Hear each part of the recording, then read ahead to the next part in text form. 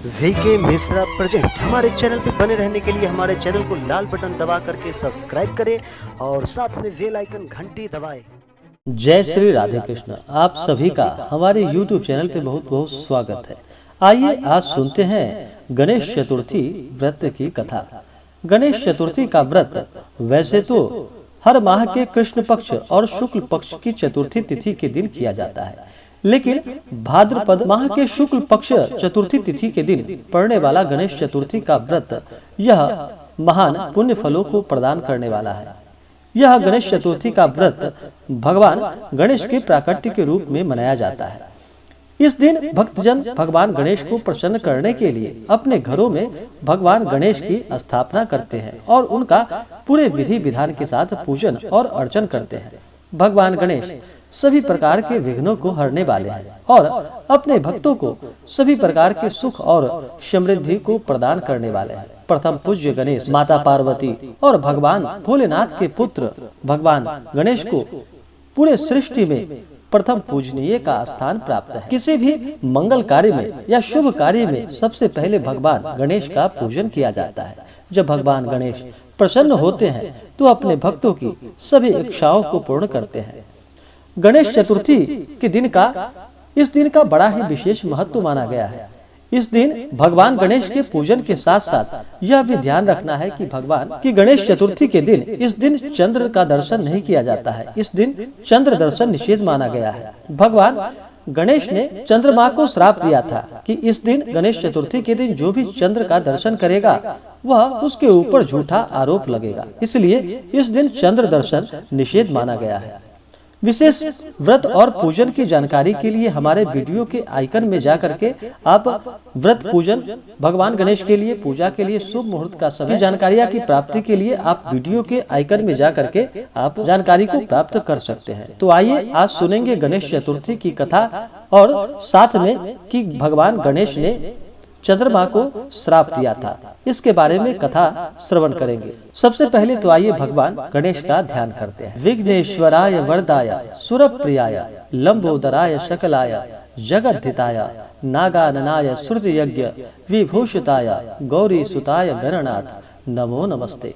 जय श्री गणेश। तो बोलिए प्रेम से भगवान गणेश की जय। मान्यताओं के अनुसार गणेश चतुर्थी के दिन चंद्र दर्शन नहीं करना चाहिए, नहीं तो व्यक्ति के ऊपर मिथ्या कलंक यानी कि बिना किसी वजह के व्यक्ति पर झूठा आरोप लगता है। पुराणों के अनुसार एक बार भगवान श्री कृष्ण ने भी गणेश चतुर्थी के दिन चंद्र दर्शन किया था, जिनकी वजह से उनके ऊपर भी मिथ्या आरोप लगा था।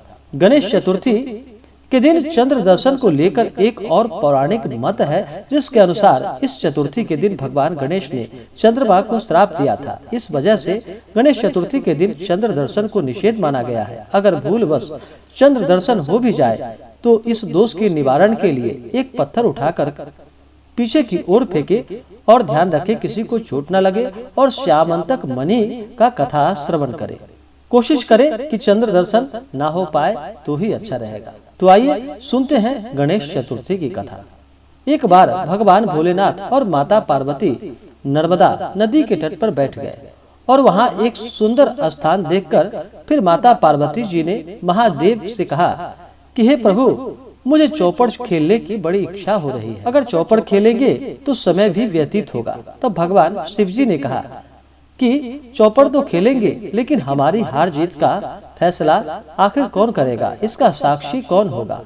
तो माता पार्वती ने तत्काल वहां की घास के तिनके बटोर कर एक पुतला बनाया और उसमें प्राण प्रतिष्ठा करके उससे कहा कि बेटा, हम चौपड़ खेलना चाहते हैं, किंतु यहाँ हार जीत का साक्षी कोई नहीं है, अतः खेल के अंत में तुम हमारी हार और जीत के साक्षी होकर बताना कि हम में से कौन हारा और कौन जीता। फिर क्या था, खेल आरंभ हुआ। देव योग से तीनों बार माता पार्वती ही जीती। जब अंत में बालक से हार और जीत का निर्णय करने के लिए कहा गया तो उसने महादेव जी को विजयी बताया। परिणाम स्वरूप माता पार्वती जी ने क्रुद्ध होकर उसे एक पांव से लंगड़ा होने का और वहां के कीचड़ में पड़ा रहकर दुख भोगने का श्राप दे दिया। बालक ने विनम्रता पूर्वक कहा कि हे माँ, मुझसे अज्ञानता बस ऐसा हो गया है। मैंने किसी कुटिलता या द्वेष के कारण ऐसा नहीं किया, मुझे क्षमा करे तथा श्राप से मुक्ति का कोई उपाय बतलाइए। तब ममता रूपी माँ को उस पर दया आ गई और वे बोली कि यहाँ पर नाग कन्याएं गणेश पूजन करने के लिए आएंगी। उनके उपदेश से तुम गणेश व्रत करके मुझे प्राप्त करोगे। इतना कहकर वे कैलाश पर्वत पर चली गई। 1 वर्ष के बाद वहां श्रावण में नाग कन्याएं गणेश पूजन के लिए आई। नाग कन्याओं ने गणेश व्रत करके उस बालक को भी व्रत की सारी विधि बतलाई। तत्पश्चात बालक ने 12 दिन तक गणेश जी का व्रत किया। तब गणेश जी ने उसे दर्शन देकर कहा कि मैं तुम्हारे व्रत से प्रसन्न हूँ, मुझसे जो चाहो तुम मनवांछित वर मांग सकते हो। बालक बोला कि हे भगवान, आप अगर मुझ पे प्रसन्न हैं तो मेरे पाँव में इतनी शक्ति दे कि मैं कैलाश पर्वत पर अपने माता पिता के पास पहुंच सकूं और वे मुझ पर प्रसन्न हो जाएं।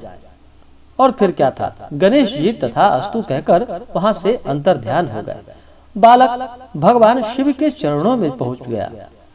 शिव जी ने उससे वहां तक पहुंचने की साधन के बारे में पूछा कि आखिर तुम यहाँ तक कैसे पहुंचे।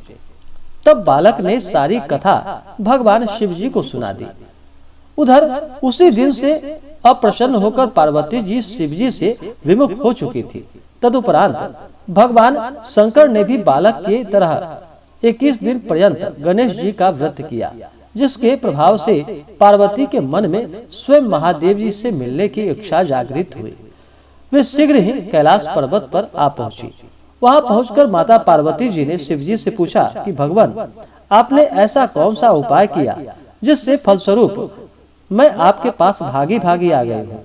भगवान शिव जी ने इस व्रत का इतिहास उनसे कह दिया। तब पार्वती माता ने भी अपने पुत्र कार्तिकेय से मिलने की इच्छा से 21 दिन पर्यंत 21 की संख्या में दुर्वा, पुष्प तथा लड्डुओं से गणेश जी का पूजन किया। 21वें दिन कार्तिकेय स्वयं वहां पर आ पहुंचे और पार्वती माता से आ मिले। उन्होंने भी मां के मुख से इस व्रत का महात्मा सुनकर इस व्रत को किया। कार्तिकेय ने यही व्रत विश्वामित्र जी को बताया। विश्वामित्र जी ने व्रत करके गणेश जी से जन्म से मुक्त होकर ब्रह्म ऋषि होने का वर मांगा। गणेश जी ने उनकी मनोकामना भी पूर्ण की। ऐसे हैं श्री गणेश भगवान, जो भी सच्ची श्रद्धा के साथ इनका पूजन करता है, भगवान गणेश उनकी सभी इच्छाओं को पूर्ण करते हैं। तो बोलिए प्रेम से भगवान गणेश की जय, माता पार्वती की जय, भगवान भोलेनाथ की जय। जो भी जातक गणेश चतुर्थी का व्रत करते हैं, उन्हें चाहिए कि इस दिन विशेष करके जो व्रत नहीं भी कर पाते हैं, गणेश चतुर्थी के दिन भगवान गणेश का पूजन करना चाहिए, क्योंकि भाद्रपद शुक्ल पक्ष चतुर्थी के दिन पड़ने वाला गणेश चतुर्थी का व्रत यह महान पुण्य फलों को प्रदान करने वाला है। इस दिन जो भी भक्त सच्ची श्रद्धा के साथ भगवान गणेश का पूजन करते हैं, उन्हें समस्त प्रकार के सुख और समृद्धि की प्राप्ति होती है। इस दिन भगवान गणेश को विशेष करके उनके ऊपर लाल पुष्प चढ़ाना चाहिए, उन्हें सिंदूर चढ़ानी चाहिए। दुर्वादल भगवान गणेश को अति प्रिय है, तो उन्हें दुर्वादल अर्पित करनी चाहिए, धूप दीप दिखलानी चाहिए और उन्हें मोदक का भोग लगाना चाहिए। गणेश स्तोत्र आदि का पाठ करे तो यह बहुत ही लाभकारी होता है। भगवान गणेश सभी प्रकार के आने वाले विघ्नों को हर लेते हैं और अपने भक्तों की सदैव रक्षा करते हैं और उनकी सभी मनोकामनाओं को पूर्ण करते हैं।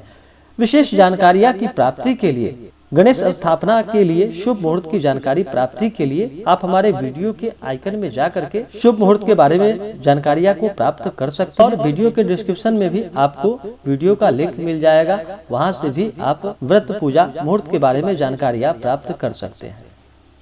तो आशा करता हूं कि यह जानकारी आपको अच्छा लगा हो। ऐसे ही जानकारियां प्राप्त करने के लिए हमारे इस चैनल को लाल बटन दबा करके सब्सक्राइब करें, साथ में बेल आइकन घंटी दबाएं ताकि मेरे वीडियो का नोटिफिकेशन आपके पास सबसे पहले पहुंचे।